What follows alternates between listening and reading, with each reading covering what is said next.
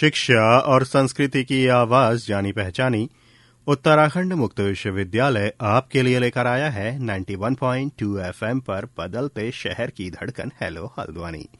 Hello Haldwani एक सामुदायिक radio है जिसे 91.2 मेगाहर्ट्ज की फ्रीक्वेंसी पर आपके लिए लेकर आता है उत्तराखंड मुक्त विश्वविद्यालय। दोस्तों, इस रेडियो पर हम समुदाय और समाज के कई तरह के मुद्दे अलग अलग कार्यक्रमों के जरिए आप तक लेकर आते रहते हैं, उनकी बातें आप तक लेकर आते हैं, उनकी प्रतिभा आप तक लेकर आते हैं। तो वहीं उत्तराखंड मुक्त विश्वविद्यालय से जुड़े हुए विद्यार्थियों की जानकारी के लिए भी कई तरह के कार्यक्रम हम इस रेडियो पर आपके लिए लेकर आते ही रहते हैं। और कुछ कार्यक्रम ऐसे भी होते हैं जो विश्वविद्यालय के विद्यार्थियों के साथ ही समुदाय और समाज के लिए भी लाभदायक होते हैं। तो ऐसे ही एक कार्यक्रम के साथ आज हमारे स्टूडियो में मौजूद हैं उत्तराखंड मुक्त विश्वविद्यालय के रसायन विज्ञान विभाग से डॉक्टर रुचि पांडे, और इनकी जानकारी का जो आज का विषय है वो है अंतर्राष्ट्रीय मोटा अनाज वर्ष। क्योंकि दोस्तों, मार्च 2021 में संयुक्त राष्ट्र महासभा द्वारा भारत की ओर से पेश एक प्रस्ताव को सर्वसम्मति से स्वीकार कर लिया गया है, जिसके तहत साल 2023 को यानी कि इस साल को अंतर्राष्ट्रीय मोटा अनाज वर्ष के रूप में घोषित किया गया है। और इस प्रस्ताव को 70 से ज्यादा देशों का समर्थन मिला है। और इसका जो मुख्य उद्देश्य है वो है बदलती जलवायु परिस्थितियों में मोटे अनाज के पोषण और स्वास्थ्य लाभ और इसकी खेती के लिए लोगों को जागरूक करना, उनमें इसके प्रति चेतना बढ़ाना। इस विषय में ज्यादा जानकारी आप तक लेकर आ रही हैं डॉक्टर रुचि पांडे। तो पेश है मोटे अनाज के बारे में जानकारियों से भरा ये कार्यक्रम। नमस्कार लर्नर्स, जैसे कि इस साल 2023 प्रारंभ हो चुका है और 2023 को अंतर्राष्ट्रीय मोटा अनाज वर्ष घोषित किया गया है। तो भारत में भी यह अंतर्राष्ट्रीय स्तर पर मोटा अनाज वर्ष घोषित किया गया है। मार्च 2021 में संयुक्त राष्ट्र महासंघ द्वारा भारत की ओर से पेश एक प्रस्ताव को सर्वसम्मति से स्वीकार कर लिया गया है, जिसके तहत 2023 को अंतर्राष्ट्रीय मोटा अनाज वर्ष घोषित किया गया है। इस प्रस्ताव को लगभग 70 से अधिक देशों ने समर्थन दिया है। इसका उद्देश्य क्या है? प्रश्न उठता है कि इसका उद्देश्य क्या है? इसका उद्देश्य बदलती जलवायु परिस्थितियों में मोटे अनाज के पोषण और स्वास्थ्य लाभ और इसकी खेती के लिए लोगों को जागरूक करना है, अर्थात इसको बढ़ावा देना है। मोटा अनाज मिलेट्स कहते हैं जिसे हम, में ज्वार, बाजरा, रागी, कंगनी, कुटकी, कोदो, सावा आदि शामिल है। मोटा अनाज वर्ष घोषित करने के पीछे इसका लॉजिक क्या है, हम इसके बारे में थोड़ी सी आपको जानकारी देंगे। अप्रैल 2016 में संयुक्त राष्ट्र महासभा ने भूख को मिटाने और दुनिया भर में कुपोषण के सभी प्रकारों को रोकथाम की आवश्यकता को मान्यता देते हुए 2016 से 2025 तक पोषण पर संयुक्त राष्ट्र कार्यवाही दशक की घोषणा की थी। उसी के बाद यह सुनिश्चित किया कि मोटा अनाज ह्यूमन बीइंग के लिए, मनुष्य के लिए बहुत ही लाभकारी होता है। प्रश्न ये उठता है कि मोटा अनाज होता क्या है? हम किसे मोटा अनाज कहते हैं? जो हम खाना खाते हैं वो भी तो मोटा अनाज है, लेकिन मोटा अनाज की श्रेणी अलग से बनाई गई है। भारत में 60 के दशक के पहले तक मोटे अनाज की खेती की परंपरा थी। कहा जाता था कि हमारे पूर्वज हजारों वर्ष से मोटा अनाज का उत्पादन कर रहे हैं। भारतीय हिंदू परंपरा में यजुर्वेद में मोटा अनाज का जिक्र मिलता है और 50 साल पहले मध्य और दक्षिण भारत के साथ पहाड़ी इलाकों में मोटा अनाज की खूब पैदावार की जाती थी। यह अनुमान के मुताबिक देश में कुल खाद्यान्न उत्पादकों में मोटा अनाज की हिस्सेदारी लगभग 40% मानी जाती थी, यानी कि 40% तक मोटा अनाज भारत में 60 के दशक में उत्पादित किया जाता था।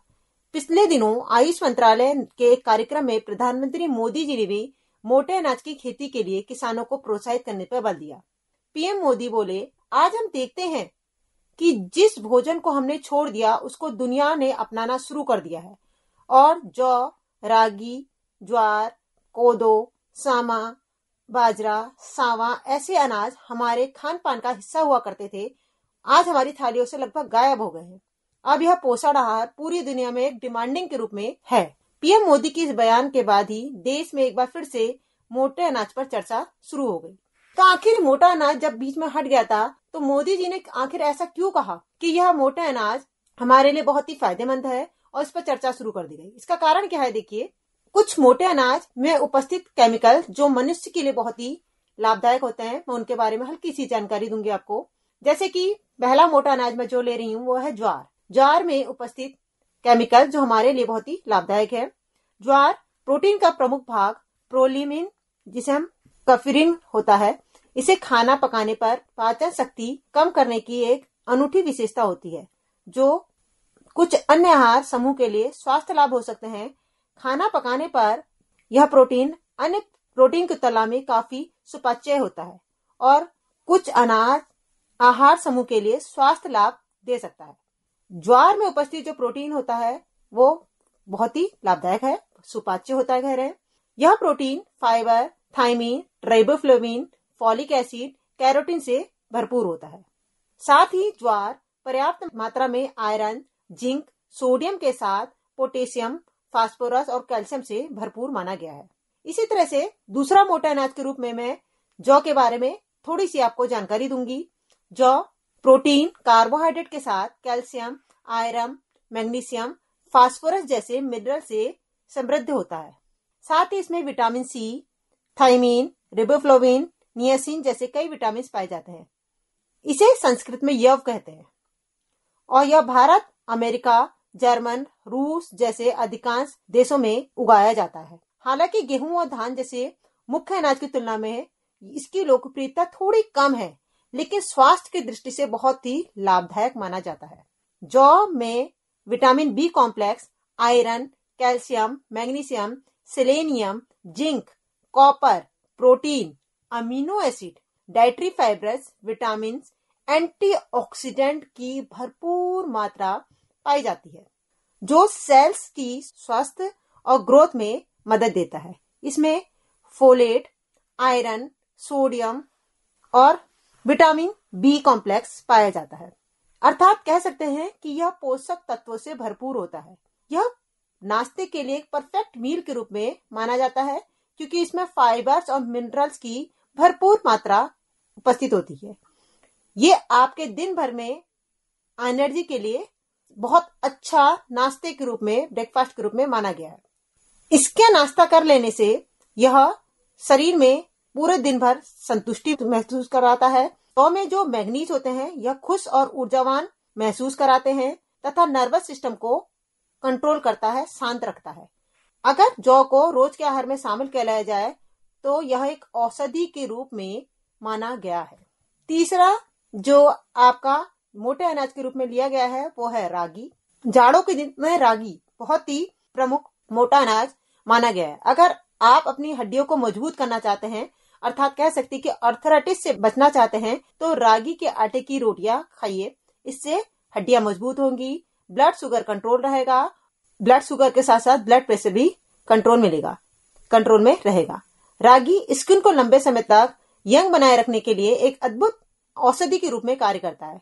इसमें उपस्थित मेथिओनिन और लाइसिन अमीनो एसिड स्किन को झुर्रियों से या एजिंग की लक्षणों से बचाते हैं। इसके अलावा रागी शरीर में विटामिन डी की कमी को पूरा भी करता है। रागी में प्रोटीन, कैल्शियम, विटामिन जैसे कई न्यूट्रिएंट्स पाए जाते हैं जो शरीर को हेल्दी रखने के लिए बहुत ही आवश्यक है। साथ ही यह हड्डियों को मजबूत बनाता है। जैसे कि मैंने आपको पहले बोला, रागी की रोटियां एंटी इन्फ्लेमेटरी प्रॉपर्टीज तथा आर्थराइटिस के मरीजों के लिए बहुत ही फायदेमंद होती है तथा यह शरीर में सूजन को कम करने के लिए भी बहुत ही उपयोगी होता है। चौथा जो मोटा अनाज के रूप में लिया जाएगा वो है सावा। सावा जिसका नाम इकोनोकोरिया फ्यूमेरेटिका है। इसके दाने या कह सकते बीज बाजरे के साथ मिलाकर खाए जाते हैं। यह भारत, पाकिस्तान, बांग्लादेश में इसकी अच्छी पैदावार होती है। यह अनउपजाऊ जमीन में भी आसानी से हो जाता है। कह सकते हैं कि जहाँ धान की फसल नहीं होती है वहां पर सवा के चावल खाए जाते हैं, चावल बनाए जाते हैं, चावल बोए जाते हैं। पहले आलू, सरसों और गन्ना की फसल कटने के बाद जब खेत खाली हो जाते थे तो सवा की खेती की जाती थी। अब यह बहुत कम मात्रा में उगाया जाता है, लेकिन यह बहुत ही अच्छा एक मोटे अनाज के रूप में माना गया है। इसे जेठी सवा चना भी कहते हैं। नरेंद्र देव कृषि एवं प्रौद्योगिकी विश्वविद्यालय के कृषि वैज्ञानिक ने बताया कि जेठी सवा में भरपूर मात्रा में पोषक तत्व पाए जाते हैं तथा इसमें 11% प्रोटीन की मात्रा पाई जाती है। इसलिए जेठी सवा को भोजन के रूप में शामिल करने में से प्रतिरोधक क्षमता बढ़ती है। यह शरीर के लिए जरूरी पोषक तत्व तथा अनाज के रूप में समाहित होता है और शुगर के रोगियों के लिए रामबाण के रूप में माना गया है। हृदय रोग से पीड़ित व्यक्तियों के लिए यह एक आदर्श आहार माना गया है, क्योंकि इसमें आयरन, कैल्शियम के चलते महिलाओं के लिए बहुत अच्छा अनाज होता है। कई लोगों ने इसे सर्वगुण संपन्न मोटा अनाज माना है, क्योंकि यह बहुत ही पौष्टिक होता है और शरीर में प्रोटीन की मात्रा की भरपाई करता है। प्रोटीन की मात्रा की आपकी आराम से भरपाई करता है। तो प्रश्न ये उठता है कि मोदी जी ने ये तो कह दिया कि यह मोटा अनाज हमारी हिंदुस्तान की जनता के लिए बहुत ही फायदेमंद है और इस वर्ष मोटा अनाज वर्ष के रूप में मनाया जाएगा, लेकिन इससे हमारे देश को भी कोई ना कोई फायदा होना चाहिए। तो इससे हमारी अर्थव्यवस्था को रफ्तार मिलेगी या नहीं मिलेगी, इसके बारे में एक छोटा सा मैं आपको थोड़ी सी जानकारी दूंगी। इससे हमारी अर्थव्यवस्था को बहुत अच्छी रफ्तार मिलेगी। कैसे? देखिए, भारत दुनिया के उन सबसे बड़े देशों में शामिल है जिसमें सबसे ज्यादा मोटा अनाज की पैदावार की जाती है। दुनिया भर में पैदा होने वाले मोटे अनाज में भारत का लगभग 41% हिस्सा है और आंकड़ों के मुताबिक 2021 और 22 में मोटे अनाजों के एक्सपर्टों ने कहा है कि भारत में लगभग 2021 और 22 में 8% तक बढ़ोतरी करी, यानी कि पहले 41% था तो अब लगभग 50% तक भारत की हिस्सेदारी मोटे अनाज उत्पादन के रूप में मानी गई है। इस साल भारत ने लगभग 15 लाख मीट्रिक टन मोटा अनाज का निर्यात किया है, जबकि पिछले वर्ष यह आंकड़ा लगभग, मैं श्योर नहीं कहती, 14 लाख मीट्रिक टन था। यानी कि 14 लाख से 15 लाख एक साल में मीट्रिक टन क्या हो गया, एक मीट्रिक टन की वैल्यू क्या होगी, बढ़ गई। भारत दुनिया के कई अन्य देशों में मोटे अनाज का एक बहुत अच्छा निर्यातक के रूप में माना गया है। इसमें कुछ अन्य अच्छे निर्यातक जो हैं संयुक्त अरब अमीरात, नेपाल, सऊदी अरब, लीबिया, ओमान, मिस्र, ट्यूनीशिया, यमन, ब्रिटेन तथा अमेरिका देश शामिल हैं, जो मोटे अनाज के रूप में सबसे ज्यादा ज्वार, बाजरा, रागी, कनेरी, कुट्टू को एक्सपोर्ट करते हैं। और साल दर साल अगर यह एक्सपोर्ट बढ़ता गया तो अर्थव्यवस्था को बहुत अच्छी रफ्तार दे सकता है। तो कहने का मतलब है, हमारे देश के माननीय प्रधानमंत्री जी ने मोटे अनाज को प्राथमिकता देश के लिए ही अर्थव्यवस्था के साथ साथ शारीरिक अर्थव्यवस्था, यानी कि शरीर भी स्वस्थ रहे और देश की अर्थव्यवस्था भी बनी रहे, के हिसाब से इस वर्ष को मोटा अनाज के रूप में घोषित किया है। तो आशा करती हूँ आपको मेरा ये मोटे अनाज के विषय में थोड़ी बहुत जानकारी आपको पसंद आई होगी। धन्यवाद।